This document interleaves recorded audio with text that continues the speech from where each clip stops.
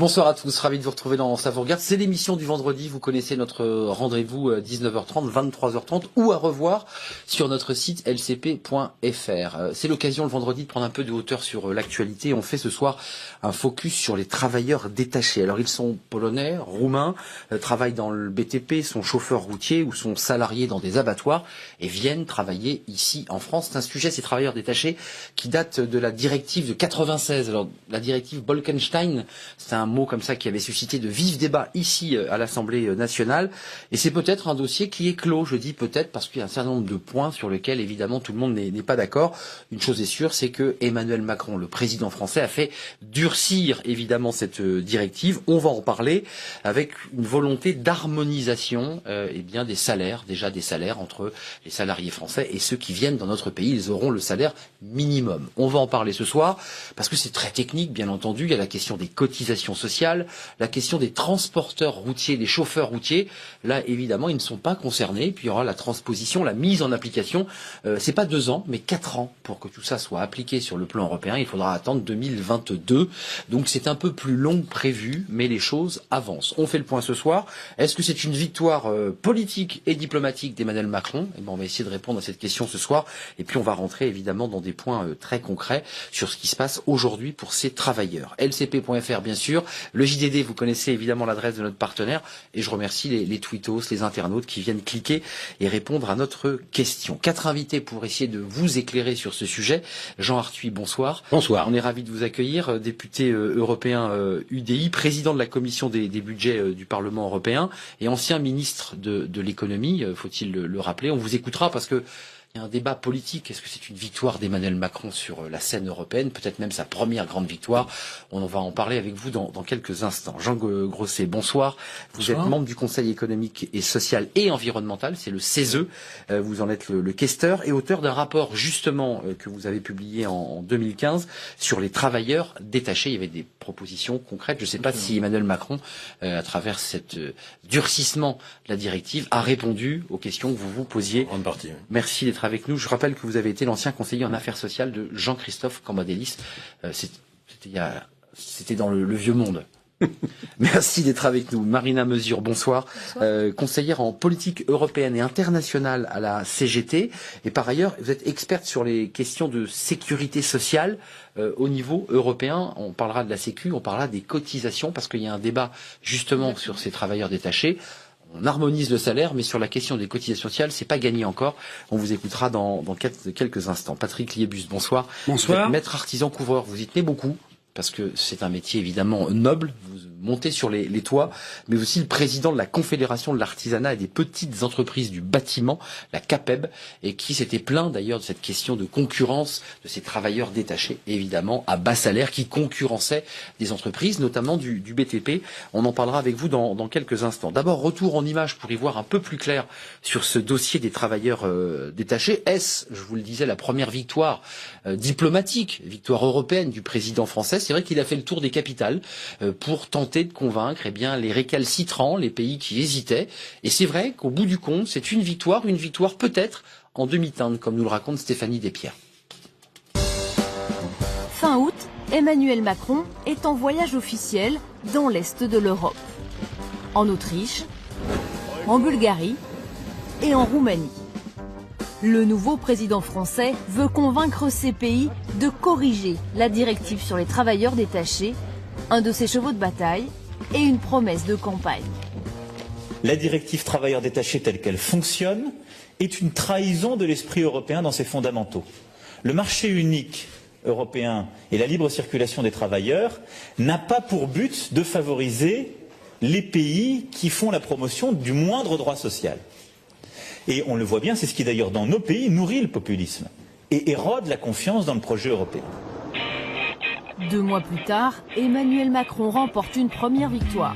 Après 12 heures de négociations, le lundi 23 octobre, les 28 ministres du Travail acceptent une grande partie des propositions françaises. La France, qui a réussi à convaincre tous les États membres, sauf 4, la Pologne, la Hongrie, la Lettonie et la Lituanie, restent opposées à toute réforme de la directive sur les travailleurs détachés. Pour nous, c'est vraiment une première étape clé, décisive, dans la construction d'une Europe qui protège et qui unit, comme nous le souhaitons. L'accord prévoit des changements majeurs. Premier principe, à travail égal, salaire égal sur un même lieu de travail. Les salariés détachés seront payés au salaire minimum du pays d'accueil, comme c'est le cas aujourd'hui, mais ils auront aussi droit aux primes. La durée du détachement sera clairement encadrée. Mission de 12 mois maximum. C'est ce que la France réclamait, mais elle a dû faire une concession. Il y aura une prolongation possible jusqu'à 18 mois si le pays d'accueil est d'accord. C'est symbolique en fait, car les travailleurs détachés restent en moyenne moins de 2 mois. Pour décrocher cet accord, Paris a aussi lâché du lest sur les transports routiers. Là, rien ne change, c'est l'ancienne directive qui continue de s'appliquer dans le secteur. La députée européenne qui a préparé le terrain, c'est elle, Elisabeth Morin-Chartier. J'ai pas la liste des compromis et amendements que tu m'avais préparés. La Française a rédigé le projet de réforme destiné au Parlement européen et voté le 16 octobre par les députés de la Commission emploi. Un texte qui ne s'attaque pas au différentiel des cotisations sociales, mais au salaire réel. Il y aura exactement les mêmes lignes que sur la fiche de paye du travailleur national. Ça signifie qu'il y aura un minimum le salaire minimum, mais les primes qui peuvent y être associées, par exemple une prime de froid, une prime de pénibilité, une prime de risque. Ce réajustement des rémunérations ne plaît pas du tout à certains pays de l'Est qui dénoncent une forme de protectionnisme. Je ne pense pas qu'on ait trouvé un juste équilibre entre la libre circulation des services et la protection des travailleurs. Je pense que nous devons mieux prendre en compte, être plus attentifs à la véritable liberté de circulation des entreprises. L'histoire n'est pas terminée. Le Conseil européen, le Parlement et la Commission doivent encore se mettre d'accord sur un même texte. Ensuite, les pays membres auront 4 ans pour le faire appliquer. Alors, Jean Arthuis, d'abord commençons par le début. Pour ceux qui s'étaient intéressés à ce sujet, qui s'y intéressent, qui sont patrons d'entreprises, qui se sont plaints de cette concurrence déloyale. On a eu un grand cocorico la semaine dernière. C'est vrai qu'on s'est dit, ça y est, c'est gagné. La question des travailleurs détachés, c'est fini. On va plus en parler. On harmonise les salaires, c'est-à-dire ceux qui viendront dans 4 ans, eh bien, auront un salaire au minimum au SMIC. Et quand on se plonge dans le dossier, on dit que c'est plus compliqué parce que c'est pas du tout ficelé comme ça. Là, ce sont des propositions. Et il faudra que le Parlement et que la Commission de nouveau tranchent. Expliquez-nous, c'est pas fait. Officiellement, c'est pas fait. D'abord, le processus. C'est la codécision entre le Conseil, qui représente l'ensemble des États membres à l'échelon gouvernemental, et le Parlement. Codécision. Il faut donc qu'il y ait un accord, un compromis entre le Parlement et le Conseil. La décision qui a été prise en Conseil européen par les chefs d'État ou de gouvernement est une bonne nouvelle. C'est la première étape. C'est très important pour que s'engage l'échange. On appelle ça un trilogue. Participera à cet échange une représentation de la Commission. Et on doit rendre hommage à Madame Morin-Chartier, qui s'est beaucoup investie dans la recherche d'un compromis au plan parlementaire, et ça n'était pas évident. Donc c'est pas gagné. Donc, on a d'un côté un accord qui a été noué au plan parlementaire, on a de l'autre un accord et donc un mandat donné par le Conseil des ministres à la présidence du Conseil des ministres qui tous les 6 mois change. Aujourd'hui c'est l'Estonie. Donc ayant ce mandat de la part du Conseil, ayant une position parlementaire, on va essayer de rapprocher le point de vue du Conseil et le point de vue du Parlement. Il y aura encore quelques mises au point, quelques ajustements. Commençons par le début, Jean Grosset, dans ce travail de 2015 des travailleurs détachés, pas 95, 2015 du CESE. Vous partiez d'un principe, je dirais, presque philosophique, éthique, c'est-à-dire salaire égal, travail égal, à travail égal, salaire égal. On l'a vu dans le sujet de Stéphanie Despierres. Ça, c'est un principe. Est-ce que vous pensez qu'au bout de la moulinette, c'est-à-dire après la négociation qui aura lieu, on a une première étape, puis il y aura d'autres étapes, est-ce que ce principe sera maintenu? Il est fondamental. Si vous voulez, moi, nous avons fait un rapport au Conseil économique, social et environnemental qui a été voté à l'unanimité. employeurs, syndicats de salariés. Et qui réunit, ouais, tout le monde, les associations, tout ce qu'est le Conseil économique, social et environnemental. On avait travaillé avec Patrick à ce moment-là, et tous les syndicats de salariés et de patrons. Nous avions mis en avant cette petite phrase de l'Organisation internationale du travail qui dit à travail égal, salaire égal sur un même lieu de travail. Si vous prenez ce principe qui vous le déclinez, vous êtes amené à bouger beaucoup de choses. Je dois, pour que on comprenne ce dont il s'agit. Pas seulement le SMIC. Hein. Bien sûr. Voilà. Pour comprendre ce dont il s'agit. Déjà, en 2014, il y avait une modification de la directive. Et déjà, on se rendait compte qu'il fallait que les femmes ou les hommes, travailleurs détachés sur une libre prestation de services, qui venaient travailler, parlons de la France, il fallait donc qu'ils soient payés au même salaire que les travailleurs français. On s'est rendu compte à ce moment-là qu'il fallait intégrer au salaire les primes, la réelle classification, 13e mois peut-être même d'ailleurs. Tout ce qui fait partie, tout ce qui fait Prime partie, de risque, tout ce qui fait partie de la règle française, convention collective et ainsi de suite. Et deuxièmement, qu'il fallait réellement loger ces salariés correctement et non pas dans des clapiers. Il y avait un débat sur le logement. Bien sûr. Que troisièmement, leur nourriture soit prise en charge et que quatrièmement, leur transport soit remboursé. Donc c'était pas forcément... Quand vous avez réalisé ces questions-là et que c'est intégré maintenant, moi ce que je vois, c'est que bien sûr tout n'est pas réglé. Vous savez, c'est comme le travail illégal. Hein. Des gens qui veulent frauder, fraudent. Mais à partir du moment où vous avez obtenu ce principe et on commence à faire rentrer trois grandes questions, le salaire réel, à la classification réelle, l'horaire de travail respecté, parce que qui allait vérifier sur les chantiers, quand les inspecteurs ou inspectrices pouvaient rentrer, plus de 10 heures, que les personnes travaillaient à 35 heures ou à 53 heures. Donc à partir du moment où vous commencez à faire rentrer ces questions-là, nous pouvons considérer, Conseil économique social et environnemental, que nous avons été entendus sur un certain nombre de questions.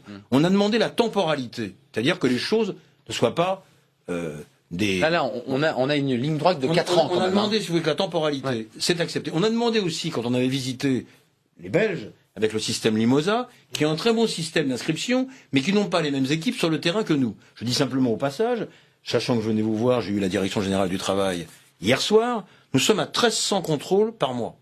Aujourd'hui. C'est plus qu'avant. Quand nous avons commencé ce travail, nous avons visité les locaux de la Direction Générale du Travail. Il y avait quelques inspecteurs ou inspectrices qui travaillaient là-dessus. Donc il faut renforcer les contrôles. Il y a eu un contrôle renforcé. D'accord. Et enfin, ça ne peut être qu'une coopération européenne. Alors, encore une fois, tout ça ne règle pas tout. Mais nous considérons qu'un certain nombre de propositions que nous avons faites ont été entendues. Ouais. Patrick Liebus, vous êtes un représentant par la CAPEB notamment des artisans, des petites entreprises. Le débat des travailleurs détachés lancé dès 96 par cette directive, d'abord c'était un débat philosophique. Tous les travailleurs sont libres de se déplacer au sein de l'Union européenne. Ça, c'est un débat qui est à peu près l'équivalent de celui que vous lancez sur salaire égal, travail égal. Mais des chefs d'entreprise ont été tentés de faire venir de la main-d'œuvre à bas prix, à bas coût. C'est bien ça le débat qui était posé. Prendre des salariés peu chers pour faire des gains de productivité. Est-ce que c'est bien ça le fond du débat des travailleurs détachés? La vraie question sur le travail détaché, c'est que vous aviez des travailleurs détachés légaux et des illégaux. Et vous avez des catégories d'entreprises dans le secteur de la construction, des entreprises de taille plus importante. Dans votre domaine? Dans notre domaine, des grosses entreprises qui ont trouvé ce moyen-là pour baisser les coûts de la production sur notre territoire. Et à partir de ce moment-là, ça crée une concurrence déloyale et c'est ce qui fait qu'on voit des distorsions de concurrence terribles sur les marchés avec une exploitation de l'homme par l'homme comme on l'a jamais vu. C'est pour ça que dans nos organisations, on a tout de suite réagi parce qu'il y a des choses qui sont intolérables. Exploitation de l'homme par l'homme, c'est-à-dire des conditions de logement, on dormait dans la voiture ou dans la camionnette. Dans la voiture encore, je pense que pour certains, ils avaient au moins quelque chose qui les abritait, mais on les a vus dormir dans des caves, dans des greniers, sur des chantiers, dans des conditions inexplicables. On l'a vu des photos qui ont été fournies par, à l'époque, Madame Myriam El Khomri, à l'époque, qui a sorti ces photos. On les voyait dormir sur des palettes où il y avait de l'eau en dessous. C'est-à-dire que c'est intolérable. Et là, alors que le droit français nous oblige à certaines obligations et une réglementation. Hygiène de base, bien sûr. Il faut prendre soin de ses salariés, il faut les mettre dans des bonnes conditions de travail. Là, ils étaient exploités. Je parlais tout à l'heure de l'amiante, par exemple. En sous-traitance, excusez-moi d'être concret, est-ce que c'est les salariés qui étaient dans un système de sous-traitance en cascade? ceux qui étaient employés. Mais bien sûr, à chaque fois, il y a eu un problème. Pour être précis. Comment il était très difficile de se rendre compte si ces salariés-là, dans quelle catégorie ils étaient rentrés. Mais ils étaient rentrés par la sous-traitance en cascade. Parce que ces entreprises utilisaient des sous-traitants, qu'eux-mêmes avaient 2 ou 3 rangs de sous-traitance. Et comme il n'y avait pas de sanctions qui les concernaient, le donneur d'ordre, à la limite, il était protégé. Mais je rappelle quand même que le président de la République, qui était ministre à l'époque, avait mis des contraintes financières très importantes sur l'utilisation de travailleurs détachés illégaux, sur tout le travail détaché ou sur le travail. C'est quoi, 300 000 personnes? J'ai vu qu'il y avait, c'est combien de salariés? Un peu plus de 200 000 et vous en avez près de 100 000 qui sont des travailleurs détachés en zone très grise. Juste, attendez, Marina Mesure, je vais vous entendre et je donne la parole à Jean Arthuis. Vous, du côté de la CGT, est-ce que ce soir vous dites, on est au milieu du gué, on a effectivement franchi une étape? Quelque chose s'est passé. On a vu Emmanuel Macron faire le tour des capitales européennes, essayer de convaincre. Il y a quand même quelques pays qui sont pas favorables à ce renforcement de cette directive. Ou est-ce que vous dites, on est un peu dans de la communication politique et on est encore très loin du compte? Oui, tout à fait, vous avez raison, on est très loin du compte parce que aujourd'hui, comme toutes les personnes autour de cette table, nous accordons sur le fait qu'il fallait réviser cette directive. Là, nous sommes tous d'accord. Pourquoi? Parce que ça fait 20 ans que nous avons un texte au niveau européen qui permet ouvertement la discrimination entre les salariés. Donc ça, c'est totalement inacceptable et donc nous sommes totalement favorables à cette révision de la directive. Par contre, là où nous divergeons un petit peu sur les résultats concrets de cette révision, c'est de savoir qu'est-ce que ça va changer.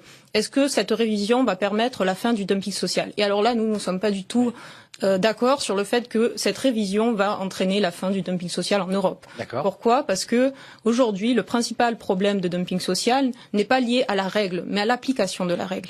Et c'est exactement ce que vous disiez tout à l'heure sur les contrôles, sur la fraude. Cette directive, d'ailleurs. Hein. C'est oui, tout à la fait. façon dont on applique. Ça s'applique sur d'autres. Ça veut dire que un salarié roumain qui va aller travailler dans une abattoir, par exemple un abattoir allemand ou français, sera là que dans 4 ans payé au SMIC. Aujourd'hui, il pourrait être payé combien? 400 €, 500 € pour être concret? Mais dans 4 ans, il sera payé aussi 400 €. C'est ça le problème. C'est que c'est pas parce que demain on augmente, on dit que ah non mais je vous explique. Oui, expliquez-nous parce que on reçoit des salariés chaque semaine, des salariés détachés. Les salaires bruts, ils correspondent aujourd'hui au salaire minimum. Demain, ils correspondront peut-être à un peu plus, donc reconnaissance de différents aspects de la rémunération. Donc on va dire 2 000 € pour donner un exemple. Un ouvrier dans le bâtiment qui va recevoir 2 000 €. Sauf que après, c'est son salaire net qui va être important. Et le salaire net, il va être toujours de 500 €. Parce que nous, ce que nous avons sur les bulletins de paye, c'est des récupérations de Vous nous en avez apporté un d'ailleurs, oui, on va le voir. Allez-y, continuez, on va le voir arriver. La récupération de charges diverses par les employeurs qui peuvent dire bon c'est pour le logement, c'est pour les impôts, c'est pour différentes charges qui apparaissent dans ce cas-là. On le voit, hein, il a 1455 €,34 ou 94 oui, si je ça. vois bien. Il a une récupération, ce que vous évoquiez, de 459 et au final net dans sa poche à ce salarié qui avait effectivement un brut assez intéressant, mais il lui reste plus que 765 €. Et là vous avez parce que sur ce salarié puisque qui vient du secteur du bâtiment. Oui, tout à fait, c'est un secteur du bâtiment. Le deuxième mois, il a eu 0 en salaire net. Ça veut dire que l'intégralité du salaire lui a été retirée par l'employeur. C'est de la fraude, hein, on est d'accord. C'est illégal, c'est de la fraude. C'est totalement. Sauf qu'il n'avait pas d'argent à la fin du mois. Jean Arthuis, vous vouliez intervenir. On est rentré dans un débat très concret. À la fois sur le papier, tout le monde est d'accord pour dire il faut effectivement une dignité pour les salariés, il faut leur permettre d'avoir des conditions de travail dignes, un salaire digne. Sauf que très concrètement, on voit que ça va être compliqué à mettre en place. Paradoxalement. Cette directive. D'abord, la directive de base, elle date de 1996, à une époque où un certain nombre de pays de l'Est de l'Europe n'avaient pas encore rejoint l'Europe. Tout à fait. Et pays dans lesquels les salaires sont particulièrement bas.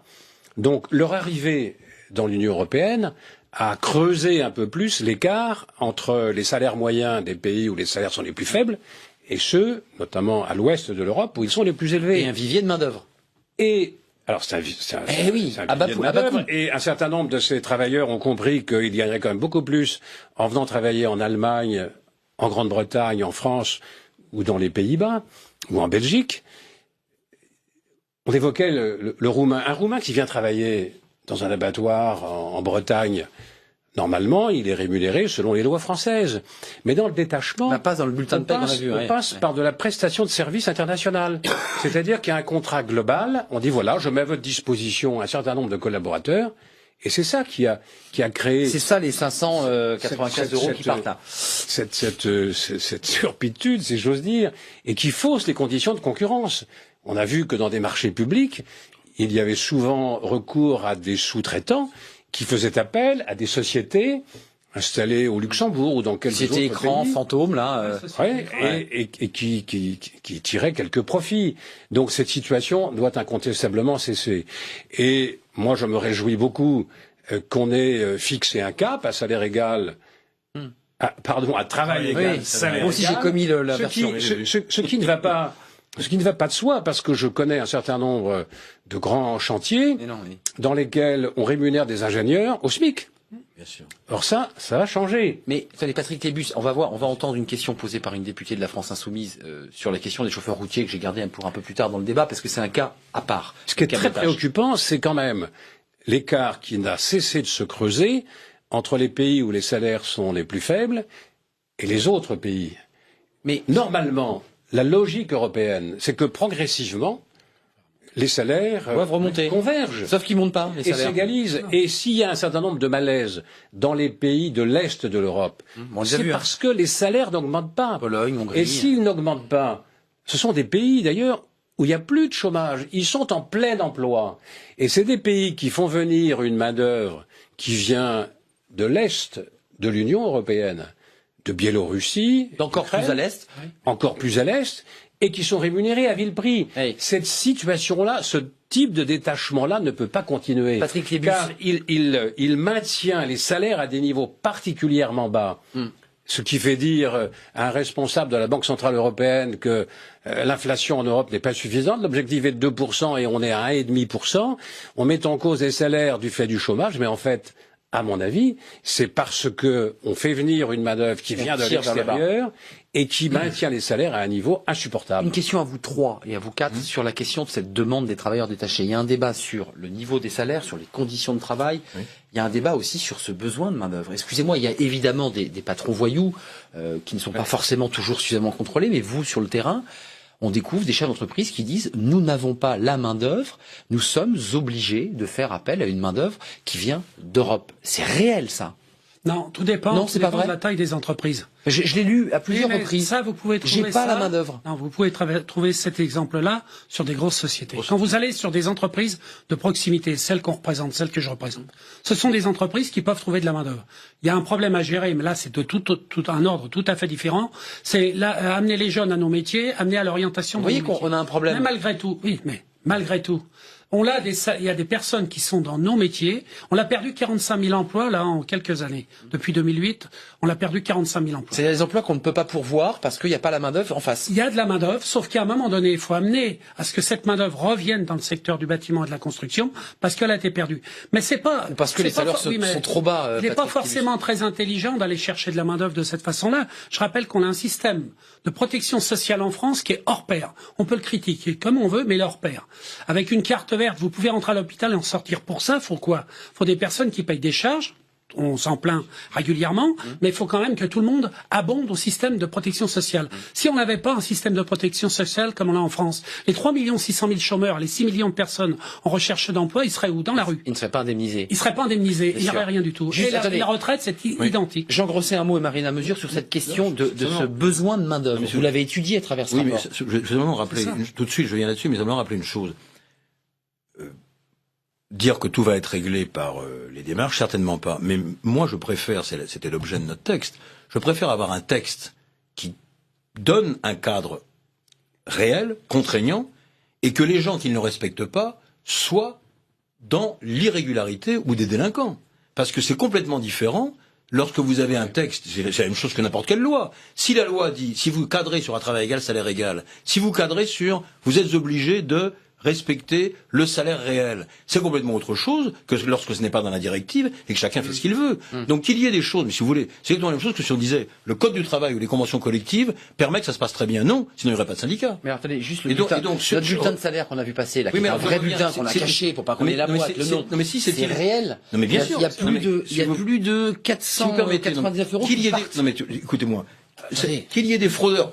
Deux choses. Personne ne conteste la possibilité que les travailleurs puissent circuler en Europe. Personne. Non. Personne ne conteste qu'il y a liberté de prestation de services. Oui, c'est la philosophie européenne. Personne. Alors à partir de ce moment-là, quels sont les moyens que l'on se donne pour qu'il n'y ait pas de dumping social ou de concurrence déloyale et que les travailleurs ne soient pas dans les conditions dont a parlé Patrick. Donc à partir de ce moment-là, ce que vous venez de dire est répréhensible. Quand on a commencé notre travail, il n'y avait pas de circulaire pénale.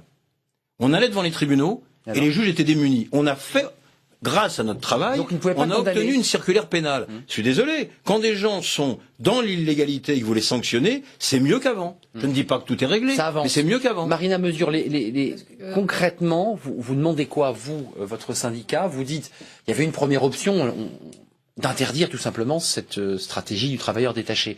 Est-ce que c'est une option que vous aviez envisagée, vous, la CGT, en disant, après tout, interdisons, militons pour l'interdiction de ces travailleurs détachés, au risque derrière d'ébranler même les fondements philosophiques de l'Europe?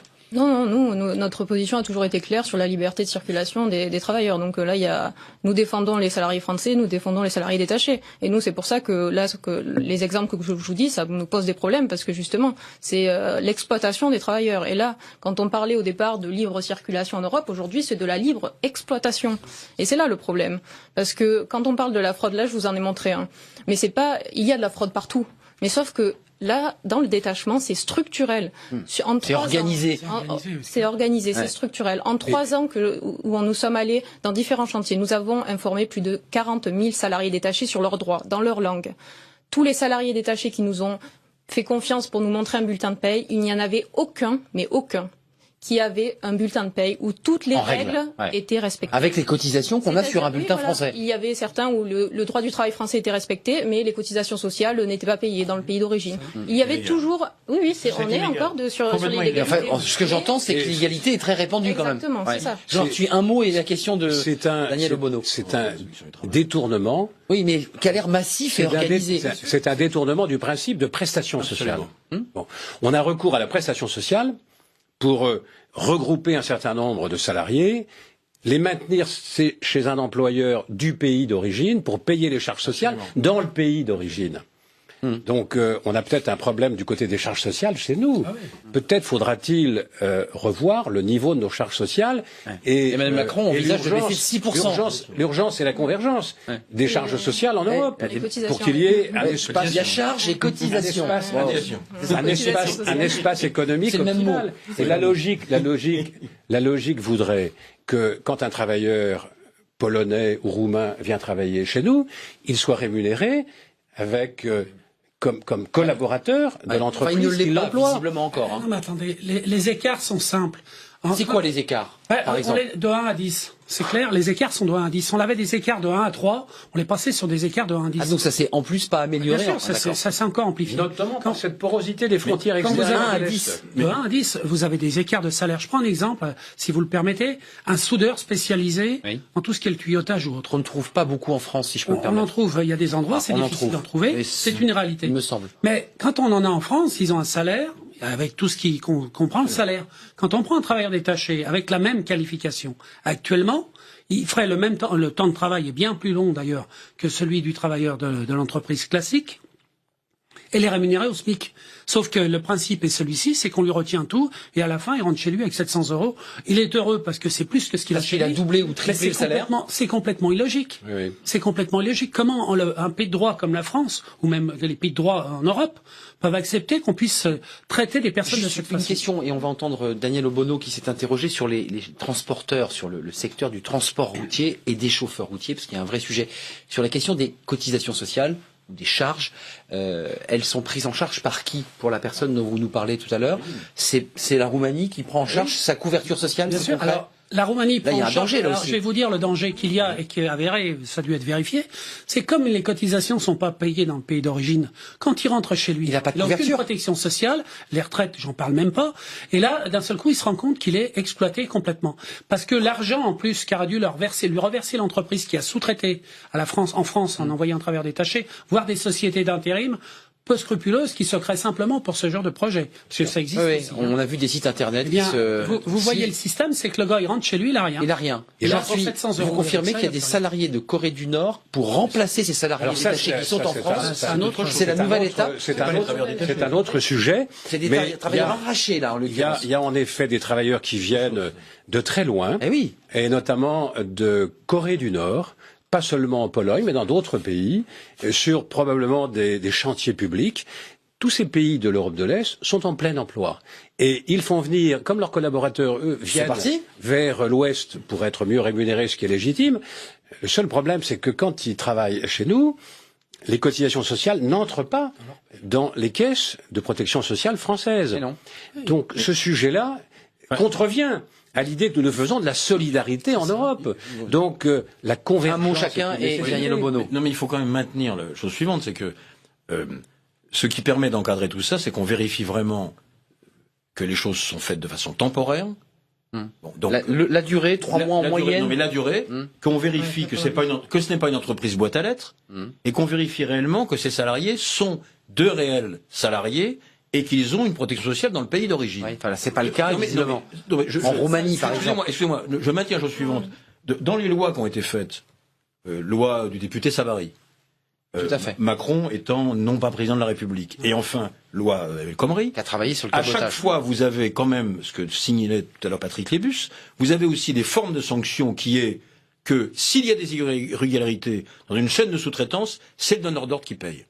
Donc je vous dis ça. Alors après, à partir de ce moment-là, on avait demandé aussi, on voit que avec les syndicats, celui qui est la tête on va demander aussi avec les syndicats, tous les syndicats du Conseil économique et social et environnemental, on a demandé qu'il y ait des permanences légales de syndicats sur tous les chantiers et ailleurs, pour que les salariés détachés puissent s'adresser à ces syndicats et faire preuve de. Encore faut-il qu'ils le puissent. C'est quand même pas si simple. Marina Mesure, pour les gens qui les font venir. Un petit mot sur ces fameux Coréens, parce qu'on est un petit peu dans les effets secondaires du travail détaché, c'est-à-dire qu'il faut pourvoir les emplois qui manquent dans les pays qui, évidemment, envoient leurs salariés en France, en Allemagne ou en Grande-Bretagne. La Corée du Nord, c'est un autre problème qui va se poser. Oui, mais là, on ne serait pas dans le cadre du détachement. Donc, je pense que par contre, ce qui serait important, c'est de revenir justement sur la question des cotisations sociales. Les cotises. Parce que, attendez, au niveau des cotisations sociales, on a aussi des différentiels, donc en Europe. Sur lequel vous travaillez. Et vous disiez, il faudrait peut-être penser, nous, à abaisser les cotisations sociales.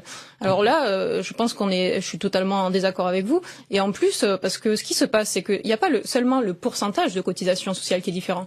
Aujourd'hui, un travailleur portugais qui vient en France, il paye des cotisations sociales pas sur 1 500 €, il paye ses cotisations sociales sur 500 ou 600 € de son pays d'origine. Pourquoi? Parce que le différentiel qui le fait arriver au salaire minimum français n'est pas soumis à cotisation sociale dans son pays. Et donc, il n'est pris que sur le salaire qu'il aurait eu potentiellement en Portugal. Et si vous voulez aller plus loin, la Roumanie, puisqu'on en a parlé de la Roumanie, une réforme actuelle du gouvernement roumain, elle a premier système sur les 119 systèmes de sécurité sociale au monde, la Roumanie va être le premier pays à transférer l'intégralité de ses cotisations sociales sur les travailleurs, sur les salariés. Plus aucune cotisation sociale sur les employeurs. Donc quand le salarié paiera des charges ou des cotisations, mais l'employeur n'en aura pas. Exactement. Système très libéral. Ah oui, mais au 1er janvier, ça veut dire qu'aujourd'hui, c'était 55% du système qui était financé par les employeurs. Au 1er la loi a été janvier, votée. C'est en cours. C'est la réforme du gouvernement actuel. Donc si on se pose des questions réelles de cotisation sociale, allons jusqu'au bout. On a compris votre esprit du transfert de cotisation. C'est l'esprit d'Emmanuel Macron aussi. C'est vers la CSG. Je ne remets pas en cause. Un seul mot. Je ne remets pas en cause les prestations sociales ici en France. Ouais. Je dis simplement qu'il faut peut-être financer autrement nos prestations sociales. C'était un grand débat qu'on a eu ici sur ce plateau. Et c'est ce qui justifiait. Pas sur le salaire, pas sur le travail. La TVA sociale. Absolument. Non, allez-y. Je vous permets un mot. Dans une efficacité immédiate. Je pense qu'il faut effectivement une harmonisation des cotisations sociales par le haut. Mais l'efficacité immédiate sur les cotisations sociales, chacun va se retrancher derrière son pays d'origine. Ce qui ne peut pas être mis en cause, c'est l'application réelle, convention collective, hébergement, nourriture, transport. C'est les à côté, c'est tout ce qui est à côté. On a quelque chose qu'on peut tenir tout de suite. Et ceux qui ne le respectent pas sont dans l'illégalité. Regardez, Patrick Lébus, regardez, parce que on n'aura pas ça va très très vite, mais il y a un débat sur les transporteurs routiers. Vous parliez tout à l'heure du député. Oui, c'est un vrai sujet. Et c'est un sujet fondamental. Et la France, dans la négociation, a dû céder sur cette question des transporteurs routiers et des chauffeurs routiers face à l'Espagne et au Portugal. Le débat, c'est la durée de cabotage, c'est-à-dire combien est-ce que 5 jours, 7 jours peut être considéré comme un travail détaché pour un chauffeur routier. C'est tout le débat. Regardez, écoutez la question posée par la députée la semaine dernière et la réponse de la ministre du Travail. Vous allez voir, c'est une réponse un petit peu complexe, peut-être même un peu embarrassée sur ce dossier. Écoutez. Le président Macron, votre gouvernement et vous-même vous gargarisez d'avoir obtenu un accord majeur pour les travailleurs et les travailleuses détachés. Vous affirmez même que l'Europe sociale serait en marche. Vous dites lutter contre le dumping social et protéger correctement les 2 millions de travailleurs et de travailleuses détachés en Europe, dont 400 000 en France. Attendez, ce n'est que le début. Comme nous en sommes désormais habitués, ce n'est que de la poudre de perlimpinpin, pour reprendre une expression si chère à Jupiter. Votre projet a pu être conclu parce que vous avez accepté de sacrifier les travailleurs et travailleuses du secteur routier, alors qu'il s'agit d'un secteur les plus fragilisés. Savez-vous qu'un ou une Bulgare est rémunéré environ 200 € par mois? Avez-vous vu les millions de camions qui circulent chaque jour sur les routes et les conditions dans lesquelles ces personnes travaillent? Le président de la République s'y était engagé, il n'a pas ménagé ses efforts. Nous avons œuvré de concert avec Nathalie Loiseau et Elisabeth Borne et nous avons hier obtenu collectivement à Luxembourg une victoire majeure. C'est celle, encore une fois, de l'Europe sociale, c'est-à-dire celle de l'Europe qui protège les salariés, mais aussi qui permet une concurrence plus équitable des entreprises. Le sujet du transport, vous l'avez évoqué. Oui, nous avons réaffirmé hier, les 28 pays, que le transport faisait partie du champ de la directive détachée, ce qui n'était pas gagné d'acquis. Par contre, oui, les modalités détaillées seront négociées dans le cadre du package mobilité, du paquet mobilité. Pourquoi? Tout le monde peut comprendre que contrôler le travail d'un chauffeur qui est dans un camion, c'est pas la même chose que d'être sur un chantier. Il y a des modalités spécifiques qui seront négociées, mais le principe est affirmé. Oui, le transport fait partie de la directive détachée. Bon voilà, c'est compliqué ce que veut expliquer la ministre Patrick Liebus, c'est pas pour refaire sa réponse, mais elle veut dire tout simplement que c'est assez compliqué de contrôler des chauffeurs routiers, et c'est plus simple, et vous l'évoquiez tout à l'heure, d'aller sur des chantiers, d'avoir des contrôles sur les chantiers. C'est vrai ou pas? Oui, allez-y. C'est une réalité. D'abord, c'est plus facile d'aller sur des chantiers. Ensuite, on a mis en place des systèmes de cartes professionnelles aussi. D'accord. Donc plus dur de contrôler des chauffeurs routiers. Bien sûr, un chauffeur routier, vous avez qu'à aller sur l'autoroute. C'est très facile. Vous allez sur l'autoroute. Vous suivez un transporteur routier qui s'arrête de ces pays-là. Il s'arrête, il descend de son camion, un autre prend sa place, il remonte dans un autre camion et il repart. Comment voulez-vous que ça se contrôle? Et c'est le hasard qui fait que vous tombez. Maintenant, ils ont trouvé d'autres systèmes. Ils cabotent avec des petits camions, des camions de 3,5 tonnes. L'avantage de faire ça, c'est que c'est incontrôlable dans la durée du temps de travail.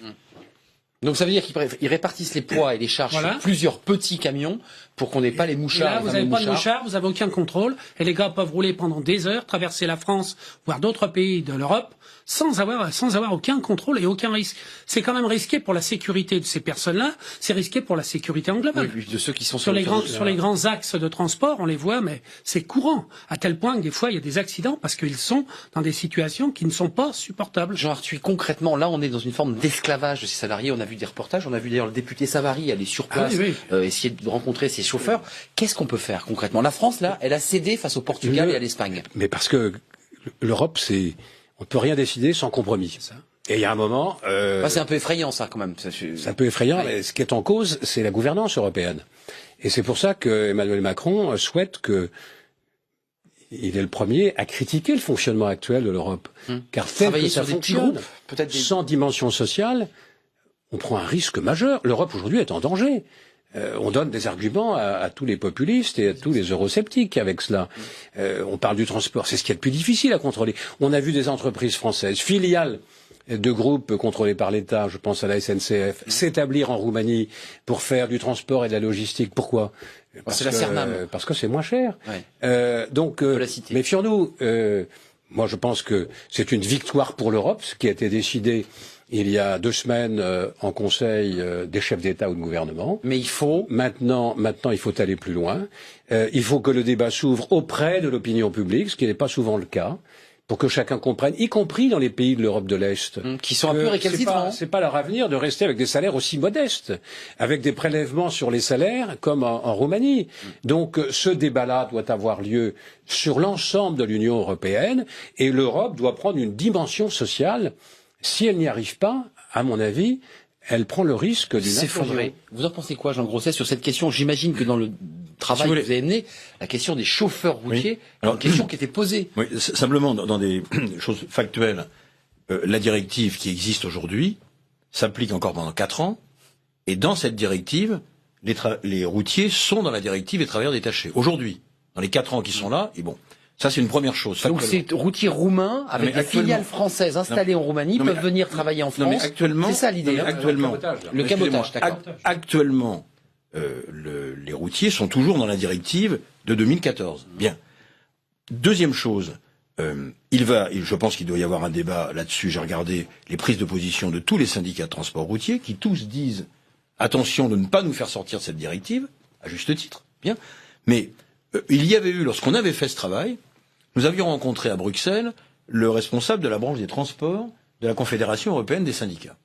Et qu'est-ce qu'il qui lui nous avait dit une idée, moi que j'avais trouvée, parce qu'on discutait avec lui, mais comment les faire rentrer, comment ça se passe. Patrick Lébus a abordé comment arrêter cet esclavage, comment faire des contrôles. C'est des hommes. Hein. Et Patrick le disait à l'instant, mais quand on discutait avec des douaniers ou d'autres, c'est très complexe. Il nous reste 3 minutes. Allez, alors je termine là-dessus.